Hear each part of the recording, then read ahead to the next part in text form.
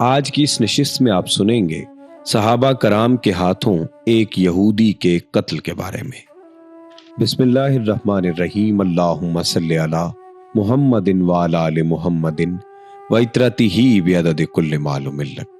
السلام علیکم ناظرین، سیرت النبی صلی اللہ علیہ وآلہ وسلم کی نشست نمبر 71 میں خوش آمدید۔ سلام بن ابی الحقیق، جس کی کنیت ابو رافع تھی، یہود کے ان اکابرین میں تھا جنہوں نے مسلمانوں کے خلاف مشرکین کو ورگلانے میں بڑھ چڑھ کر حصہ لیا تھا اور مال اور رسد سے ان کی امداد کی تھی۔ اس کے علاوہ وہ رسول اللہ صلی اللہ علیہ وسلم کو ایذا پہنچاتا تھا۔ اس لیے جب مسلمان بنو قریظہ سے فارغ ہو چکے تو قبیلہ حضرج کے لوگوں نے رسول اللہ صلی اللہ علیہ وسلم سے اس کے قتل کی اجازت چاہی، چونکہ اس سے پہلے کعب بن اشرف کا قتل قبیلہ اوس کے چند صحابہ کے ہاتھوں ہو چکا تھا۔ اس لیے قبیلہ حضرج کی خواہش تھی کہ ایسا ہی کوئی کارنامہ ہم انجام دیں، اس لیے انہوں نے اجازت مانگنے میں جلدی کی۔ رسول اللہ صلی اللہ علیہ وسلم نے انہیں اجازت تو دے دی، لیکن تاکید فرما دی کہ عورتوں اور بچوں کا قتل نہ کیا جائے۔ اس کے بعد ایک مختصر سا دستہ جو 5 آدمیوں پر مشتمل تھا اس مہم پر روانہ ہوا۔ یہ سب کے سب قبیلہ خزرج کی شاخ بنو سلمہ سے تعلق رکھتے تھے اور ان کے کمانڈر حضرت عبداللہ بن عتیق تھے۔ اس جماعت نے سیدھے خیبر کا رخ کیا، کیونکہ ابو رافع کا قلعہ وہیں تھا۔ جب قریب پہنچے تو سورج غروب ہو چکا تھا اور لوگ اپنے ڈور ڈنگڑے لے کر واپس جا رہے تھے۔ عبداللہ بن عتیق نے کہا، تم لوگ یہیں ٹھہرو، میں جاتا ہوں اور دروازے کے پہرہ دار کے ساتھ کوئی لطیف ہیلا اختیار کرتا ہوں، ممکن ہے اندر داخل ہو جاؤں۔ اس کے بعد وہ تشریف لے گئے اور دروازے کے قریب جا کر سر پر کپڑا ڈال کر یوں بیٹھ گئے کہ گویا قضائے حاجت کر رہے ہیں۔ پہرے دار نے زور سے پکار کر کہا، او اللہ کے بندے، اگر اندر آنا ہے تو آ جاؤ، ورنہ میں دروازہ بند کر کے جا رہا ہوں۔ عبداللہ بن عتیق کہتے ہیں کہ میں اندر گھس گیا اور چھپ گیا۔ جب سب لوگ اندر آ گئے تو پہرے دار نے دروازہ بند کر کے ایک کھونٹی پر چابیاں لٹکا دی۔ دیر بعد جب ہر طرف سکون ہو گیا تو میں نے اٹھ کر چابیاں لیں اور دروازہ کھول دیا۔ ابو رافع بالا خانے میں رہتا تھا اور وہاں مجلس ہوا کرتی تھی۔ جب اہل مجلس چلے گئے تو میں اس کے بالا خانے کی طرف چڑھا۔ میں جو کوئی بھی دروازہ کھولتا تھا اسے اندر کی جانب سے بند کر لیتا تھا۔ میں نے سوچا کہ اگر لوگوں کو میرا پتہ لگ بھی گیا تو اپنے پاس ان کے پہنچنے سے پہلے پہلے ابو رافع کو قتل کر لوں گا۔ اس طرح میں اس کے پاس پہنچ تو گیا، لیکن وہ اپنے بال بچوں کے درمیان ایک تاریک کمرے میں تھا۔ مجھے معلوم نہ تھا کہ وہ اس کمرے میں کس جگہ ہے، اس لیے میں نے کہا، ابو رافع۔ اس نے کہا، یہ کون ہے؟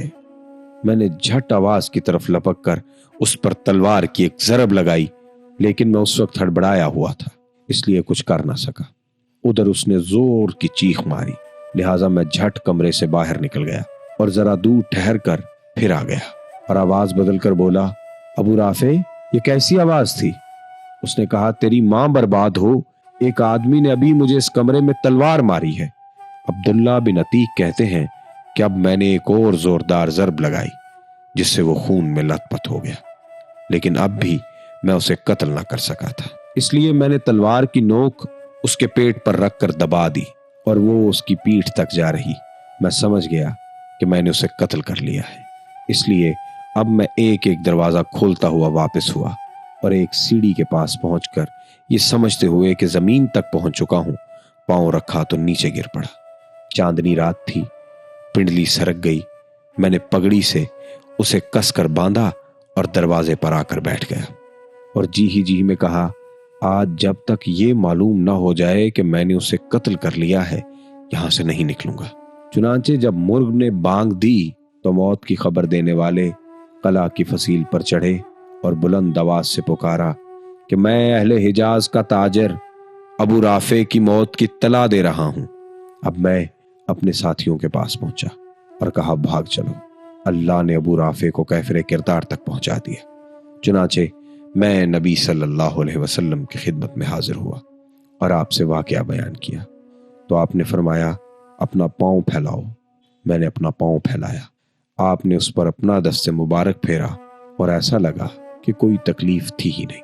یہ صحیح بخاری کی روایت ہے کہ ابن اسحاق کی روایت یہ ہے کہ ابو رافع کے گھر میں 5 صحابہ کرام گھسے تھے اور سب نے اس کے قتل میں شرکت کی تھی، اور جس صحابی نے اس کے اوپر تلوار کا بوجھ ڈال کر قتل کیا تھا وہ حضرت عبداللہ بن انیس تھے۔ اس روایت میں یہ بھی بتایا گیا ہے کہ ان لوگوں نے جب رات میں ابو رافع کو قتل کر لیا اور عبداللہ بن عتیق کی پنڈلی ٹوٹ گئی تو انہیں اٹھا لائے اور قلعہ کی دیوار کے آر پار ایک جگہ چشمے کی نہر گئی ہوئی تھی، اسی میں گھس گئے۔ ادھر یہود نے آگ جلائی اور ہر طرف دوڑ دوڑ کر دیکھا۔ جب مایوس ہو گئے تو مقتول کے پاس واپس آ گئے۔ صحابہ کرام واپس ہوئے تو حضرت عبداللہ بن عتیق کو لاد کر رسول اللہ کی خدمت میں لائے۔ اس سریہ کی روانگی ذیقعد یا ذی الحج سن 5 ہجری میں زیر عمل آئی۔ جب رسول اللہ صلی اللہ علیہ وسلم احزاب اور قریظہ کی جنگوں سے فارغ ہو گئے اور جنگی مجرمین سے نمٹ چکے تو ان قبائل اور اعراب کے خلاف تادیبی حملے شروع کیے جو امن و سلامتی کی راہ میں سنگ گراں بنے ہوئے تھے اور قوت قاہرہ کے بغیر پرسکون نہیں رہ سکتے تھے۔ اگلی آنے والی تمام اقساط میں آپ یہی واقعات سنیں گے۔ احزاب و قریظہ کی جنگوں سے فراغت کے بعد یہ پہلا سریہ ہے جس کی روانگی عمل میں آئی۔ یہ 30 آدمیوں کی مختصر نفری پر مشتمل تھا۔ اس سریہ کو نجد کے اندر بکرات کے علاقہ میں زریہ کے آس پاس قرطا نامی مقام پر بھیجا گیا۔ زریہ اور مدینہ کے درمیان 7 رات کا فاصلہ ہے۔ روانگی 10 محرم کو عمل میں آئی اور نشانہ بنو بکر بن کلاب کی ایک شاخ تھی۔ مسلمانوں نے چھاپا مارا تو دشمن کے سارے افراد بھاگ نکلے۔ مسلمانوں نے چوپائے اور بکریاں ہانک لیں اور محرم میں ایک دن باقی تھا کہ مدینہ آ گئے۔ یہ لوگ بنو حنیفہ کے سردار یمامہ بن عیال حنفی کو بھی گرفتار کر لائے تھے۔ وہ مسلمہ کذاب کے حکم سے بھیس بدل کر نبی صلی اللہ علیہ وسلم کو قتل کرنے نکلے تھے، لیکن مسلمانوں نے انہیں گرفتار کر لیا اور مدینہ لا کر مسجد نبی کے ایک کھمبے سے باندھ دیا۔ نبی صلی اللہ علیہ وسلم تشریف لائے تو دریافت فرمایا، یمامہ تمہارے نزدیک کیا ہے؟ انہوں نے کہا، اے محمد صلی اللہ علیہ وسلم، میرے نزدیک خیر ہے۔ اگر تم قتل کرو تو ایک خون والے کو قتل کرو گے تو ایک قدردان پر احسان کرو گے، اور اگر مال چاہتے ہو تو جو چاہو مانگ لو۔ اس کے بعد آپ نے انہیں اسی حال میں چھوڑ دیا۔ پھر آپ دوبارہ گزرے تو پھر وہی سوال کیا اور یمامہ نے پھر وہی جواب دیا۔ اس کے بعد آپ تیسری بار گزرے تو پھر وہی سوال کیا۔ اس کے بعد آپ نے صحابہ سے فرمایا کہ یمامہ کو آزاد کر دو۔ انہوں نے آزاد کر دیا۔ یمامہ مسجد نبوی کے قریب کھجور کے باغ میں گھس گئے، غسل کیا اور آپ کے پاس واپس تشریف لا کر مشرف با اسلام ہو گئے۔ پھر کہا، خدا کی قسم، روئے زمین پر کوئی چہرہ میرے نزدیک آپ کے چہرے سے زیادہ مقبوض نہ تھا، لیکن اب آپ کا چہرہ دوسرے تمام چہروں سے زیادہ محبوب ہو گیا ہے، اور خدا کی قسم، روئے زمین پر کوئی دین میرے نزدیک آپ کے دین سے زیادہ مبغوض نہ تھا، مگر اب آپ کا دین دوسرے تمام ادیان سے زیادہ محبوب ہو گیا ہے۔ آپ کے سواروں نے مجھے اس حالت میں گرفتار کیا تھا کہ میں عمرہ کا ارادہ کر رہا تھا۔ رسول اللہ نے فرمایا، خوش رہو، اور حکم دیا کہ عمرہ کر لیں۔ جب وہ دیار قریش میں پہنچے تو انہوں نے کہا کہ یمامہ تم بد دین ہو گئے ہو؟ یمامہ نے کہا، نہیں، بلکہ میں محمد کے ہاتھ پر مسلمان ہو گیا ہوں۔ اور سنو، خدا کی قسم تمہارے پاس یمامہ سے گیہوں کا ایک دانہ نہیں آ سکتا جب تک کہ رسول اللہ صلی اللہ علیہ وسلم اس کی اجازت نہ دے دے۔ یمامہ اہل مکہ کے لیے کھیت کی حیثیت رکھتا تھا۔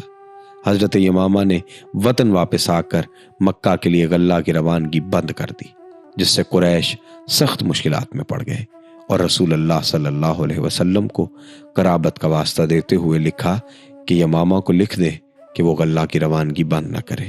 رسول اللہ صلی اللہ علیہ وسلم نے ایسا ہی کیا، یعنی مکہ سے آنے کے بعد بھی مکہ والوں پر احسانات ہی کیے۔ آج کی اس نشست سے فی الحال اتنا ہی۔ اپنے میزبان سید ابرار ابو الحسن کو اجازت دیجیے۔